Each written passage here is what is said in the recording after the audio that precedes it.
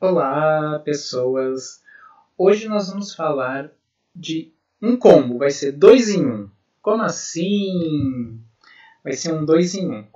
Por que um 2 em 1? Porque nós vamos falar de poesia, nós vamos falar rapidamente sobre um dos mais importantes movimentos poéticos do século XX, que foi o concretismo, e também vamos dar um pitaco numa área gramatical, que é a formação de palavras. Então, para tanto, nós vamos estudar um poema concretista, um poema concreto, e aí a gente vai ver o que ele vai nos informar tanto sobre a parte cultural quanto a parte gramatical dele, tá bom? Então, coloquei ali, ó.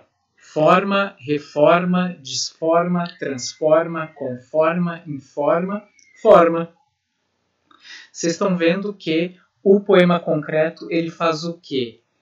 Ele mexe com a estrutura gráfica também, mas também com a estrutura morfológica das palavras, né? O concretismo ele foi um movimento artístico a partir dos anos 50 que alguns poetas se reuniram em torno de uma revista, né, chamada Noi Grandes. E o concretismo visa a quê? Visa a uma crítica social do capitalismo consumista, né? Ele transforma as palavras em coisas para serem vistas e também sentidas pela sua posição espacial. Ou seja, muitos poemas concretistas mexem com a posição da palavra na página, né? Não é mais aquela coisa artística de temas, né, abstratos somente, ou também de sentimentalidade. Não. O concretismo mexe com coisas contemporâneas, com coisas do dia a dia, como é o caso desse poema aí. E vamos falar do autor desse poema. Calma que eu vou colocar o nomezinho dele ali para vocês perceberem. Esse é o poeta José Lino, letra maiúscula, Lino Grunewald. O José Lino Grunewald ele é um poeta, tradutor, crítico de cinema, ele é musicista e também jornalista. O Lino, então, nasceu em 1931 e ele morreu no ano 2000, né? Ele é carioca, ele nasceu no Rio e ele morreu na mesma cidade. O Lino, então, faz uma composição poética por meio do substantivo forma e, a partir desse substantivo, ele vai criando outras palavras tendo a palavra forma como base. Então, ali, nós temos o quê? Nós temos a formação de novas palavras. Nós temos uma palavra primitiva. Vamos lá, antenar. Palavra primitiva. Eita, essas coisas, essas propagandas de aplicativo. Né? A palavra primitiva. O que é uma palavra primitiva? É aquela palavra que pode dar origem a outras. Então, a palavra primitiva é forma. E as palavras derivadas desse poema é o restante, todas as que seguem a palavra forma. Só que vocês estão vendo que acontece uma coisinha ali, né? Pega a palavra forma e põe algum tipo de elemento curtinho antes dela, né? Como ali, ó, vou colocar forma entre parênteses para vocês identificarem, né, o que está acontecendo ali. Ó, desforma, transforma, conforma, informa.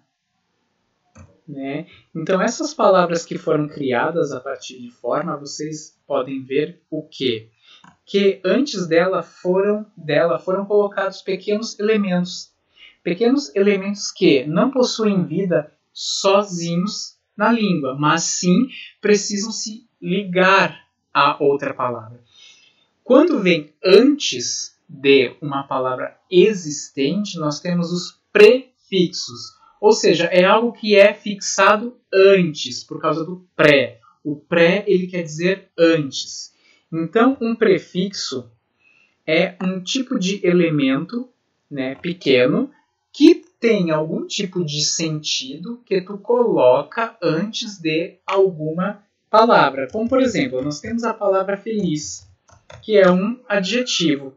E se eu colocar um prefixo, nós vamos mudar o sentido dessa palavra. Feliz, infeliz. O in, então, ele tem sentido de, nesse caso, de não, de contrário, né? Não é o caso do in ali do informa, que é de outra origem. Os prefixos da nossa língua, quase todos, vêm do latim ou do grego, né? Assim, ó, o re, reforma. O re, ele tem sentido de repetição. Por exemplo, nós temos o verbo fazer.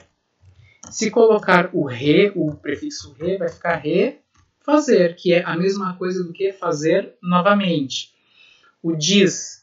O diz é um prefixo que tem sentido de dificuldade, de algo que está mal. Por exemplo, a gente tem a palavra dispneia.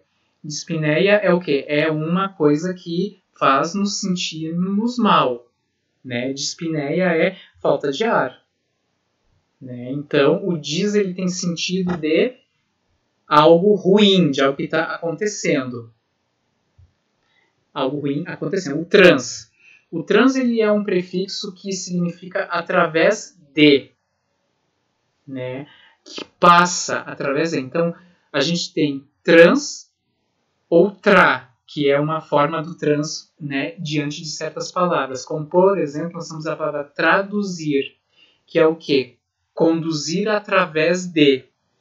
E o transforma, que é, né, através da forma, né? O com, ele é um prefixo que ele indica companhia. E o in ali, nesse outro in, ele tem sentido de dentro de, né? Então, os prefixos, eles têm o quê? A capacidade de transformar, né, uma palavra em termos de sentido. Algumas vezes eles podem trocar a classe gramatical, mas a principal coisa que um prefixo faz é a transformação semântica, a transformação de significado, né? E o poema? Vamos voltar ao sentido do poema. Forma, informa, reforma, desforma, transforma, conforma, informa, forma. O que é a forma? A forma é qualquer coisa do mundo. Então, qualquer coisa do mundo está o quê? Sujeita a esse tipo de transformação, a esse tipo de ação verbal. A forma, ela pode ser reforma, ou seja, ela pode, né, sofrer um arranjo que a melhore. Ou ela pode ser destruída, como o desforma. Ou ela pode ser completamente mudada pelo transforma. Ou pode, né, seguir um certo modelo, como é o caso de conforma. O in, ou ela pode entrar em algo, aí é o informa, e aí ela volta a ser forma. Então é isso que esse poema ele quer dizer. É a transformação das coisas no mundo contemporâneo. Todas as suas possíveis transformações. Tranquilo, amores? Um beijo!